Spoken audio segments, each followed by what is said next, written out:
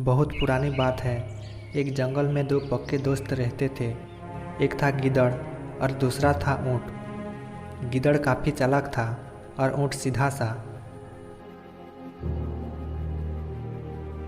ये दोनों दोस्त घंटों नदी के पास बैठकर अपना सुख दुख बांटते थे। दिन गुजरते गए और उनकी दोस्ती गहरी होती गई। एक दिन किसी ने गिद्दड़ को बताया कि पास के खेत में पके हुए तरबूज हैं। ये सुनते ही गिद्दड़ का मन ललचा गया, लेकिन वो खेत नदी के पार था। अब नदी को पार करके खेत तक पहुंचना उसके लिए मुश्किल था। इसलिए वो नदी पार करने की तरकीब सोचने लगा। सोचते सोचते वो ऊँट के पास चला गया। ऊँट ने दिन के समय गिद्दड़ को देखकर पूछा, मित्र, तुम यहाँ कैसे? हम तो शाम को नदी किनारे मिलने वाले थे। तब गिद्दड़ ने बड़ी ही चालाकी से कहा, देखो मित्र, पास के ही खेत में पके हुए तरबूज हैं। मैंने सुना है तरबूज बहुत मीठे हैं। तुम उन्हें खाकर खुश हो जाओगे, इसलिए तुम्हें बताने चला आया। ऊँट को तरबूज काफ़ी पसंद था। वो बोला, वाह, मैं अभी उस गांव में जाता हूँ। मैंने बहुत समय से तरबूज नहीं खाए हैं। ऊँट जल्दी जल्दी नदी पार करके खेत जाने की तैयारी करने लगा। तभी गिद्दड़ ने कहा, दोस्त, तरबूज मुझे भी अच्छे लगते हैं, लेकिन मुझे तैरना नहीं आता।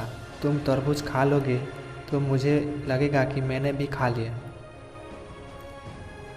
तभी ऊँट बोला, तुम चिंता मत करो, मैं तुम्हें अपनी पीठ पर बैठा कर नदी पार करवाऊँगा। फिर साथ में मिलकर तरबूज खाएंगे।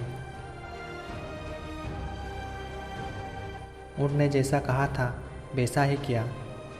खेत में पहुंचकर गिद्दड़ ने मन भरकर तरबूज खाए और खुश हो गया।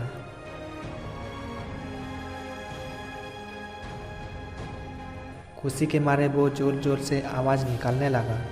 तभी ऊँट ने कहा, तुम शोर मत मचाओ, लेकिन वो माना नहीं। गिद्दड़ की आवाज़ सुनकर किसान डंडे लेकर खेत के पास आया। गिद्दड़ चालाक था, इसलिए जल्दी से पेड़ों के पीछे छुप गया। ऊँट का शरीर बड़ा था, इसीलिए वो छुप नहीं पाया। किसान गुस्से के मारे उसे बहुत मारा। किसी तरह अपनी जान बचाते हुए ऊँट खेत के बाहर निकला। तभी पेड़ के पीछे छुपा हुआ गिद्दड़ बाहर आ गया। गिद्दड़ को देखकर ऊँट ने गुस्से से पूछा, तुम क्यों इस तरह चिल्ला रहे थे? गिद्दड़ ने कहा कि मुझे खाने के बाद चिल्लाने की आदत है, तभी मेरा खाना पचता है। इस जवाब को सुनकर ऊँट को और गुस्सा आ गया। फिर वो चुपचाप नदी की ओर बढ़ने लगा।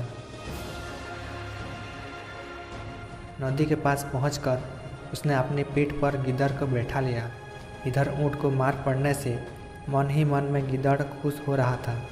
उधर नदी के बीच में पहुंचकर ऊँट ने नदी में डुबकी लगानी शुरू कर दी।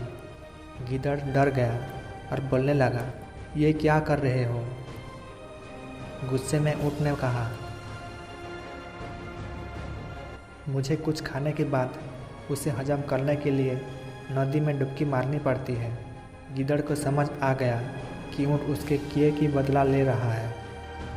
बहुत मुश्किल से गिद्दड़ पानी से अपनी जान बचाकर नदी किनारे पहुंचा। उस दिन के बाद से ही गिद्दड़ ने कभी भी ऊँट को परेशान करने की हिम्मत नहीं की। ऊँट और गिद्दड़ की कहानी से हमें यह सीख मिलती है कि चालाकी नहीं करनी चाहिए। अपनी करनी खुद पर भारी पड़ जाती है।